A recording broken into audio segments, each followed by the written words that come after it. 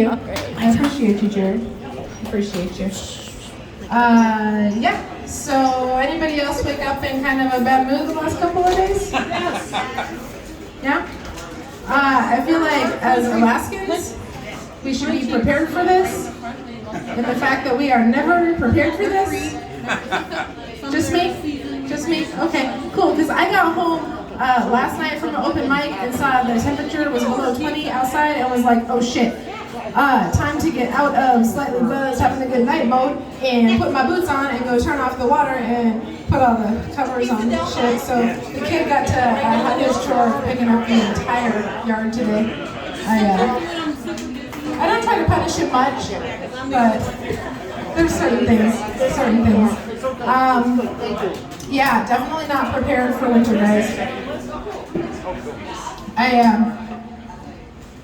Am I echoey? I'm like super like, maybe a little bit, because that's like, yeah, or is it, yeah, I'm like, okay, that's way better. Oh yeah, that's way better. I mean, my voice isn't great, but I don't really need effects on it.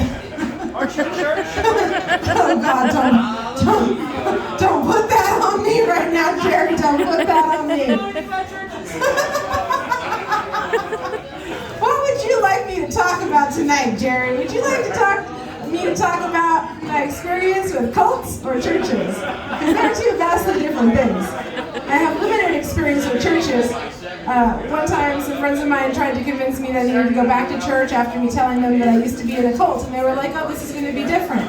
And I was like, oh, and they're like, well, we'll stop bothering you, just come once. And I'm like, okay. So I show up, and I feel like super rebellious because I'm in pants. First time I ever wore pants in a church, and that was like an amazing act of independence. Until the middle of the ceremony, or the sermon when they were talking about the parable of the scapegoat, and they decided it was fitting to bring a live goat into church and trot it up on stage. And I don't know if you are aware, but it is very hard to potty train goats. So I watched everyone become amazed as the goat pissed and shit all over the stage. And I decided that was like, at least I had a positive church experience, you know? That was amazing. That was a good memory. Yeah, no, okay, so for those of you who don't know, I was raised Jehovah's Witness. It's kind of what makes me weird. So, I have a problem with dating because of that. I never really learned how to date in the time period where you're supposed to learn how to date. Dating as a Jehovah's Witness is kind of like drawing a Venn diagram of all the activities that you have been involved with different groups and seeing which person matches up. Because that person who's been in all the same, if they match up after like 5 group dates, then you're pretty sure you're dating. Bonus, if one of their moms pulls you aside and decides to start showing you how he likes his eggs for breakfast, that's like pre-engaged, okay? So, yeah, I was pre-engaged once. It was amazing. It was amazing until he got really engaged to somebody else. She'd already had a baby, so, you know, he knew she put out for what she was doing or whatever. I don't know. It was a difficult thing. But, so I never really had the experience of, like, what it is to date. I always took people at face value. You know, you tell me about yourself, who you are, right? I'll believe you. You don't have to lie to me. And definitely do not add me on Facebook if you're married. That is, that's bad, isn't it? Yeah. That is a bad look. Because I tell people I don't care, you know. But no, it's been weird because I never really pictured myself as being single at 40 and being this bad at dating. I will have to say, I have cultivated, you know, a certain persona over the years, like my haircut and my hoops. Well, okay, I don't know if you guys heard, but those are the hoops. Yeah, so I mean, there's a certain amount that I have. You know, I'm a strong woman, and it definitely weeds out the weak. But as I was putting away all of my summer clothes today, as I was basically, I mean, putting away at this point, we're just like pissed off throwing that shit in the corner until we get the tote out, because we can't wear any of it. anymore, and I realized that I'm fucked for the winter, guys, because flannel season is here. And I'm not exactly sure how I'm going to convince people to jump through that many. I don't know if they would jump through that many hoops. I mean, that's pretty difficult. That's pretty difficult. All right, well, that was a new try on the whole joke, so let's see how that goes. That's what open mics are for, right? Yeah.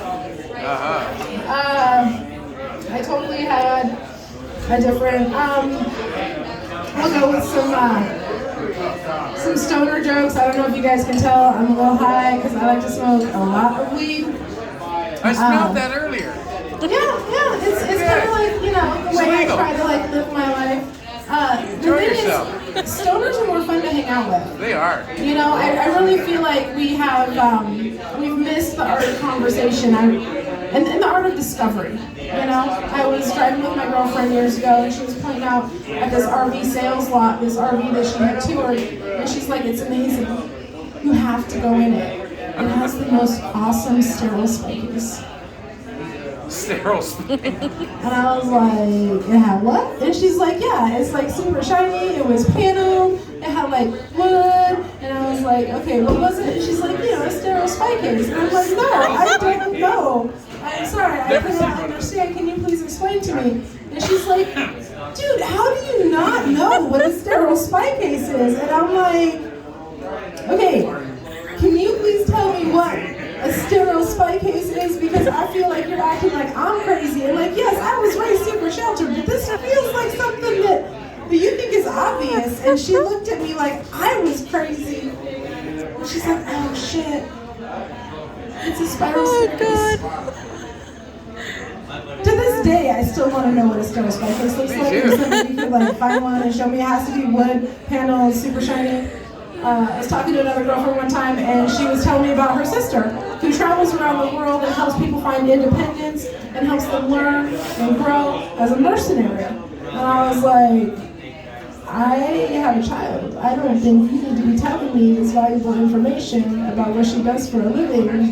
From all the books that I have read, mercenaries like to keep that shit on the DL, right? And she looked at me all crazy, and she's like, mercenary? No, I meant missionary. And I was like, oh, same thing. Yeah. We get really profound too. We come up with amazing ideas. I was smoking in my garage with my buddy one time, and we were debating the value of, reading a book versus an audio book, and that your mind can wander, and if you're really going to be focused on it, should you be reading it or listening to it? And he sat back and he looked at me. He said, you know what would be amazing?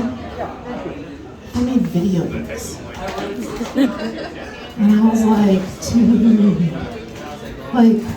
we could call them movies. Oh, they're brilliant, right? Yeah. I do believe that there are levels of high. I think every stoner knows levels of high. There's, home alone and you gotta do some laundry, like a couple of fucking bong rips or half a joint and you're ready to fucking tackle the dishes. Then there's Walmart high. Yes, ma'am, thank you. Walmart high. I think most people consider that the pinnacle of high. I give you one more than that. Chess club tournament high. Oh, that's high. Okay. Chess club tournament high. Yeah. No way I'm playing chess. You have to plan, because it's not exciting, but you have to be excited when your kid gives you a little thumbs up from the other end of the auditorium, right? But all you see is. Yeah. Right? They're not allowed to look at anybody. They're not allowed to talk to anybody. Sit in rows, and you're supposed to sit there and be like, okay, you can do it. I don't know how people are high. The thing I did not realize at my first chess club tournament was how high I needed to be and how high I needed to be to maintain. Sure, I planned ahead, and brought stuff with me, but you can't bring it on school property, right? And so I did not, and I think clearly, and as I was at the intermission making sure the kid had his food, and I was like, all right, I'll be right back, and ran across the parking lot, and across the street, and into the neighborhood, and around the corner. I realize I care a lot more about smoking weed on school property now than I ever did when I was in school. Yeah. Come on, guys. All right, I'm Sabrina Spears. Thanks, guys. Yeah.